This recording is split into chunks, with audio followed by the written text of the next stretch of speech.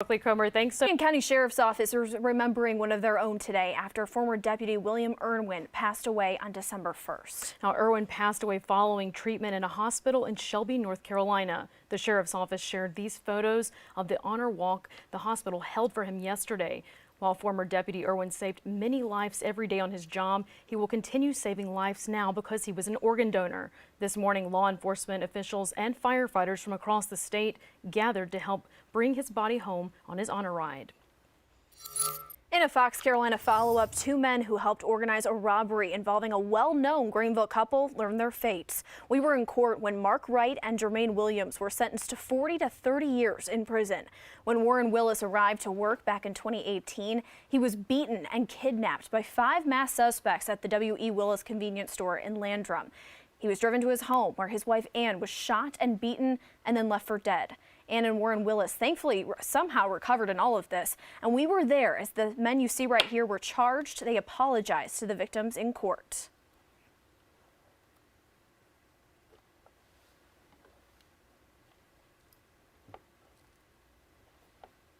I do think they are sympathetic and did not want this to happen the way that it did.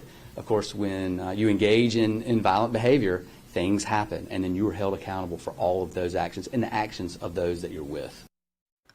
And last month, these 4 men, Jack Foreman IV, Jeffrey Mullins, DeJuan Young, and Jack Foreman III, all pled guilty for their involvement and were all given longer prison sentences. We will have continuing coverage right here on Fox Carolina. We will also push updates directly to your phone. It's free in our free Fox Carolina News app.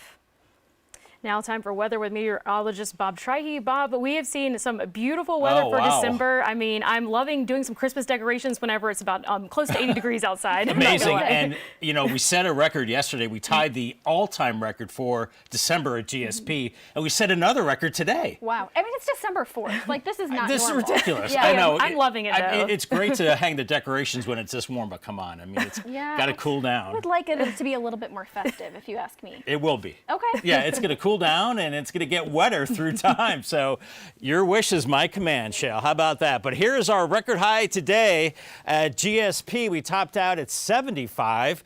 The old record was 73 back in 2012, and there were 2 previous years that we had a record high of 75 degrees. So pretty amazing. So GSP had 75, and so did downtown Greenville. 72 in Anderson today, 72 in Clemson. It does not feel like the official start to winter is 2 weeks away. Pretty crazy, right? Asheville at 67, and looking outside live, you can see the interstates moving along just fine. I-85. We have some clouds. We also have blue skies, so I think we'll see both of those as we go through the overnight. And a lot of you heading to parades. I'll have that parade forecast coming up. And other activities this evening. It's going to be mild. Temperatures still in the 60s now. Anderson at 65, 63 in Toccoa. Spartanburg, you're at 64, 57 in Waynesville, but 49 in Franklin. So naturally colder up in the mountains. But here are some of those clouds that are moving from the south. But we also have a stationary boundary to the north. And eventually this front will be sagging to the south as we go through the overnight. So that's going to put an end to our mini December heat wave, and it's going to usher in cooler air from the northeast. So instead of 70s tomorrow, we're looking at temperatures struggling to around 60. So we'll walk you through it for this evening. Futurecast does show us clearing out some more, but I think on average, we're looking at partly cloudy skies through the overnight. Moving into your Sunday, we do increase the clouds, and it looks like maybe a few sprinkles will not wash out your plants. I think a better chance of that into the mountains by Sunday evening. And then going into Monday, we're watching a cold front heading our way. That'll bring out some showers in the mountains, but a much lower chance across the upstate, only about a 20% chance. And then behind that, we clear out for a while on into Tuesday. So we'll pick this up midnight Tuesday. You can see this front continuing to move on through. I think Tuesday is going to be a nice day with temperatures into the 60s. Then bigger changes moving into Wednesday. We see rain and moisture moving in from the south and west. So a good chance of rain on Wednesday. Will it be a soaking rain? Hard to say. Looks like we get a break Thursday morning, and then those showers return again as we go into much of Thursday and Friday. This is great news for the fire danger. We need the moisture, and it looks like that rain will continue on into Friday as well. And it looks like part of the weekend. You can see how it lasts. lasts into Friday evening. We've got the Greenville Christmas Parade this evening. Temperatures in the 60s, 50s later on, so about as good as it gets for the parade. And then for the Anderson Christmas Parade, near 64 tomorrow. Maybe a sprinkle, but mainly dry. Tonight for the upstate, 47 with partly cloudy skies. Those winds shifting to the north-northeast at around 4 to 8 miles per hour. And then for the mountains, you're looking at 42 with partly cloudy skies and a light east-southeast breeze. Here's your Sunday forecast, so no record highs here. We're going to see a lot more clouds, maybe a sprinkle. 48 at 8 by noon, 55 by 4 around 60. And it will be cooler into the mountains. 43 early on by noon, 51, and by 4 around 55 degrees. Coming up tonight on the late newscast after football, I'll have much more on this changing forecast and the all-important 7-day as well. Back to you.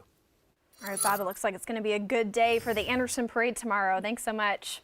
Well, switching gears, we have new details this evening. 4 days after the deadly Michigan high school shooting, the parents of the shooting suspect are now in custody facing involuntary manslaughter charges. Yeah, James and Jennifer Crumbly were arrested early Saturday morning following an hours-long manhunt after they failed to turn themselves in on Friday. Cole Higgins has the latest, including the exclusive video of the arrest. How are you pleading to count 4? Not guilty. The court will enter the pleas of not guilty for you for all 4 counts. The parents of accused Oxford High School shooter Ethan Crumbly each pleading not guilty to 4 counts of involuntary manslaughter. The Oakland County prosecutor bringing those charges against James and Jennifer Crumbly, alleging the couple is criminally negligent. And it has affected the entire community.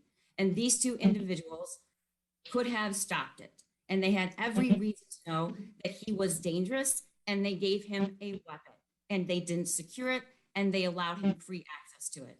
The Saturday morning arraignment happening hours after a manhunt for the Crumbleys finally came to an end. As seen in this exclusive video, police tracking the couple down overnight and arresting them in a Detroit building after they failed to turn themselves in on Friday. A tip from the community led police to the couple. Their defense attorney insists the Crumbleys were never on the run. Our clients were absolutely going to turn themselves in. It was just a matter of logistics, and all the prosecution had to do was communicate with me about it.